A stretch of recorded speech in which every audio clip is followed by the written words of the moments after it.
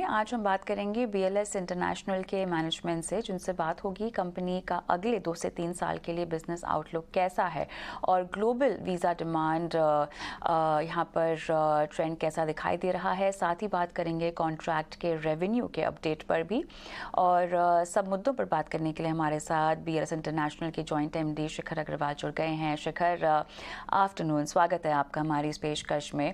Clearly जिस तरह से हम देख रहे हैं कि US जिस तरह से वीज़ा एप्लीकेशंस के प्रोसेस को अब बढ़ाने के इरादे से आगे बढ़ रहा है, इसको लेकर इंडस्ट्री इम्पैक्ट और रेवेन्यू पोटेंशियल आपके लिहाज से कितना बढ़ता हुआ दिखाई दे रहा है? देखिए, जैसे आप जानते हैं BLS इंटरनेशनल ने लास्ट क्वार्टर में 438 करोड़ का रेवेन्यू करा है और 66 करोड़ का एबिटा करा है, जो 90% की ग्रोथ थी रेवेन्यू में और 150% की ग्रोथ थी एबिटा में। तो ऑलरेडी हम लोगों ने 2019 लेवल से बढ़त कर रखी है।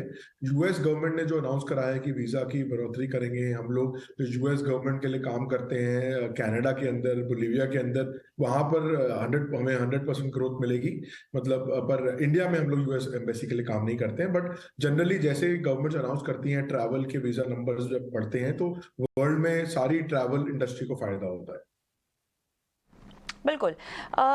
लेकिन ये बताएं कि अगर हम थोड़ा सा सिचुएशन को कंपेयर करना चाहें एम्बेसी ऑफ पोलैंड के लिहाज से, उस कंपैरिजन में कितना फ़ायदा होगा रेवेन्यू में, अगर मैं क्लियरली आपसे कोई सटीक नंबर चाहूँ तो? देखिए, हम लोगों ने ऑलरेडी अभी जो हम नया कॉन्ट्रैक्ट जीते हैं एम्बेसी ऑफ पोलैंड का फिलीपींस के अंदर, जहां पर हमें 2 ऑफिसेज खोलने होंगे, मनीला में और सेबू में। वहां पर हम सालाना 20,000 एप्लीकेशन प्रोसेस करेंगे। 5 से 7 साल तक का बड़ा कॉन्ट्रैक्ट होता है नॉर्मली, और इसमें रेवेन्यू हमारा फिलीपींस के अंदर तो बढ़ेगा ही, और उसके अलावा जो और कॉन्ट्रैक्ट्स आ रहे हैं पोलैंड गवर्नमेंट के वर्ल्ड ओवर, उसके अंदर हम लोग एलिजिबल होते हैं और उसमें हमारा रेवेन्यू बढ़ना चाहिए। अगर हम देखें आज अपने रेवेन्यू की बात करें तो हम लोग अभी भी 70% प्री कोविड एप्लीकेशन वॉल्यूम पर वापस आए हैं, जिसके बावजूद हम लोगों का रेवेन्यू और प्रॉफिटेबिलिटी इतना बढ़ चुका है। तो जैसे ही और कंट्रीज जो बंद पड़ी हैं अभी भी और जो पूरी तरह खुली नहीं है, जैसे ही खुलना शुरू होंगी, हमारा रेवेन्यू और प्रॉफिट और बढ़ेगा। पाइपलाइन में किसी भी तरह के टेंडर विन्स या कोई पोटेंशियल टेंडर विन्स जिसके बारे में आप बात कर सकें, या लार्ज कॉन्ट्रैक्ट्स के रिन्यूअल पर अगर आप कोई जानकारी दे पाएं? बिल्कुल, जैसे आप जानते हैं हमने लास्ट 1.5 साल में ही हम बहुत सारे नए कॉन्ट्रैक्ट, जैसे जर्मनी गवर्नमेंट का, पोलैंड गवर्नमेंट का, फिलीपीन गवर्नमेंट का, एस्टोनिया गवर्नमेंट का, इटली गवर्नमेंट, काफी कॉन्ट्रैक्ट्स हम लोग लास्ट 2 साल में जीते हैं। और अगले 2-3 साल की बात करें तो हमारी इंडस्ट्री में क्या, कोविड के बाद सारी गवर्नमेंट्स के कॉन्ट्रैक्ट रिन्यूअल पे आ गए हैं। 2 से ढाई बिलियन डॉलर की वर्थ की अपॉर्चुनिटीज हैं, अलग अलग यूरोप, अलग अलग north America, south east Asia, अलग अलग गवर्नमेंट्स टेंडर्स निकाल रही हैं। तो जिसके अंदर हमें लगता है कि हम लोग को अगर मिनिमम से मिनिमम 30 से 35%, 40% मार्केट शेयर भी मिलता है, तो हमें काफी अच्छी ग्रोथ पोटेंशियल दिख रही है BLS इंटरनेशनल पे। एग्जिस्टिंग कॉन्ट्रैक्ट्स में जहां नंबर्स अभी 30% और आने हैं, नए कॉन्ट्रैक्ट जो हम जीत चुके हैं, जो डिप्लॉय कर रहे हैं अभी सेंटर्स, और जो नए कॉन्ट्रैक्ट्स हम बिड कर रहे हैं, तो अगर सब कुछ हम देखें तो अगले 4-5 साल BLS इंटरनेशनल के लिए बहुत ज्यादा इंकरेजिंग लगते हैं। चलिए आगे बढ़ते हैं, और बिजनेस आउटलुक और कितना तगड़ा हो रहा है अगले 2 से 3 साल के लिए, और आगे की पाइपलाइन में भी किस तरह के प्रोजेक्ट्स हैं जिनके लिए आपने नज़र गाड़ी हुई है और शायद पिच करेंगे? बिल्कुल, जैसे हम आउटलुक की बात कर रहे थे अभी, हम लोग ऑलरेडी जो हमने रेवेन्यू करा है लास्ट क्वार्टर, अगर हम देखें 9 महीने में हम लोगों ने लास्ट ईयर के इंटायर रेवेन्यू और प्रॉफिट से ज्यादा कर लिया है 9 मंथ्स में ही। तो अगले साल, अगले 2-3-4 साल हमें काफी अच्छी ग्रोथ लगती है। मुझे लगता है रिवेंज ट्रैवल बहुत हद तक आ रहा है बढ़कर। जिन कंट्रीज फुली खुल चुकी हैं जैसे इंडिया, UK और यूरोप की बाकी कंट्रीज, अफ्रीका की कंट्रीज, वहां पर डिमांड बहुत ज्यादा आ गई है। 2019 से ज्यादा नंबर बढ़ गए हैं। तो हमें लगता है अगले सालों में आउटलुक बहुत अच्छी है इन कॉन्ट्रैक्ट से। जो हम नए कॉन्ट्रैक्ट जीत चुके हैं उनको डिप्लॉय कर रहे हैं, और जो नए हम टेंडर भर रहे हैं, अगर उसमें हमें कुछ अच्छा मार्केट शेयर मिलता है तो हमें काफी अच्छी बढ़त और ग्रोथ दिखती है।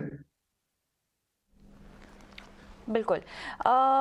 थोड़ा सा ग्लोबली अगर हम समझना चाहें तो ग्लोबल वीज़ा डिमांड ट्रेंड जो है, उसमें लगभग सभी तरह के रिस्ट्रिक्शंस अब सभी जगह से ख़त्म होते हुए दिखाई दे रहे हैं। इनफैक्ट काफ़ी हद तक हमें पिकअप दिखाई दे रहा है। टूरिज़्म की बात करें, कॉर्पोरेट ट्रैवल की बात करें, इसमें क्या आप और जानकारी और कुछ लेटेस्ट ऑब्जर्वेशंस ऐड कर सकते हैं?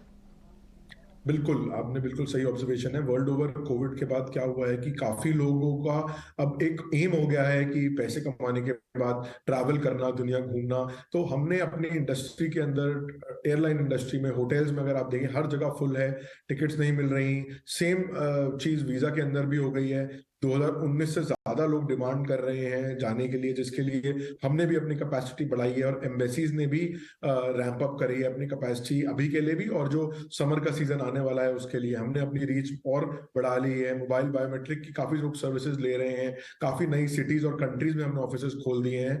तो बिल्कुल, अगर आप ग्लोबल ट्रैवल डिमांड की बात करें या वीजा डिमांड की बात करें, तो कोविड के बाद लोगों की कंज्यूमर पैटर्न ही चेंज हो गया है, बहुत ज्यादा डिमांड बढ़ गई है। ओके, थोड़ा सा आपके बारे में बताइए कि किस तरह से कैश डिप्लॉय हो रहा है और मार्केट शेयर गेन किस तरह से बढ़ाने की आपकी योजना है। बिल्कुल, जैसे आप देखेंगे हम लोग जीरो डेट कंपनी है। हम लोगों ने 12 साल से, हमारी कंपनी 2008-7 में शुरू करी थी, तब से हम लोगों ने काफी कैश अर्न कर लिया है जो हम बुक्स में रहे। हमने लास्ट ईयर भी एक्विजिशन करी थी, जीरो मास लिमिटेड करके कंपनी, जो हमने 100-150 करोड़ की एक्विजिशन थी, जिससे भी हमें काफी प्रॉफिट और रेवेन्यू में बढ़त मिल रही है। तो हम लोग इसी टाइप की एक्विजिशन देख रहे हैं जो एबिटा, जिनका मल्टीपल ज्यादा हाई ना हो, हमें हमारे रेवेन्यू प्रॉफिटेबिलिटी में ग्रोथ मिले, हमारे एग्जिस्टिंग ऑपरेशंस के कॉस्ट कम हो जाए। तो वीजा आउटसोर्सिंग में भी एक दो रीजनल प्लेयर्स हैं जो हम देख रहे हैं, या सिटीजन सर्विस के अंदर भी हम एक दो प्लेयर्स देख रहे हैं, तो हम उसमें कैश अपना डिप्लॉय करना चाहते हैं। जैसे आप देखेंगे अपने शेयर होल्डर्स के हित में बोर्ड ने, अब हर साल हम डिविडेंड दे रहे हैं। इस साल हमने सबसे हाईएस्ट डिविडेंड दिया है, आने वाले टाइम में और बढ़त होगी जिसके अंदर। उसके अलावा जो हम नया बिजनेस बाय कर रहे हैं, उसके लिए हमें काफी बड़ा नेटवर्क बनाना पड़ेगा वर्ल्ड ओवर ऑफिसेस का, अलग अलग कंट्रीज के लिए। उसके लिए भी कैश की यूटिलाइजेशन होगी। ऑलराइट, चलिए बहुत बहुत धन्यवाद, आपने समय निकाला और बीएलएस इंटरनेशनल की तमाम योजनाओं की जानकारी हमारे साथ साझा की है। इस